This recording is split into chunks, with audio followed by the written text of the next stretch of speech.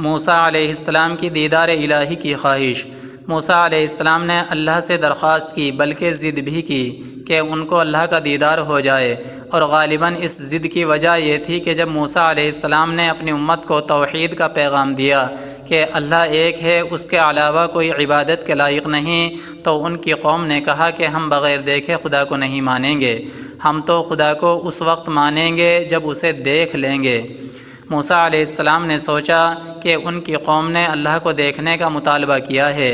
اگر اللہ ان سب کو اپنا دیدار کرا دے گا تو وہ سچے پڑ جائیں گے۔ تو موسیٰ علیہ السلام نہ صرف اپنی قوم کا مطالبہ یا درخواست اللہ کو پیش کر رہے ہیں، بلکہ ان کے اپنے من میں بھی اللہ کے دیدار کی امنگ جاگ گئی تھی۔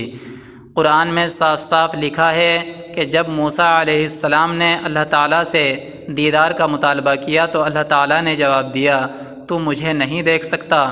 اللہ نے جب موسیٰ کو لن ترانی کہہ دیا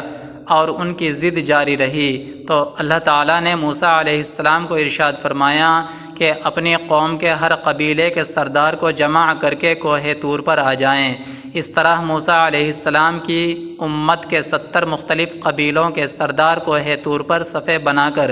اللہ کے دیدار کے لیے کھڑے ہو گئے۔ اللہ کی طرف سے صفاتی تجلی پہلے کوہ طور کے پہاڑ پر پڑی اور وہاں سے منعکس ہو کر موسیٰ علیہ السلام پر، اور پھر ان سرداروں پر پڑی۔ موسیٰ علیہ السلام بے ہوش ہو گئے اور 70 کے 70 سردار ہلاک ہو گئے۔ جب موسیٰ علیہ السلام کو ہوش آیا تو ان کو یہ احساس ہو گیا کہ اللہ کی صفاتی تجلی جو کوہ طور سے منعکس ہو کر ان پر آئی تھی، ان میں صفاتی تجلی کی تاب نہیں تھی، تو پھر ذاتی دیدار کا کیا ہوگا؟ اس واقعے کا ذکر قرآن کریم میں اللہ تعالیٰ یوں بیان فرماتے ہیں، اور جب موسیٰ علیہ السلام ہمارے مقرر کردہ وقت پر حاضر ہوا اور اس کے رب نے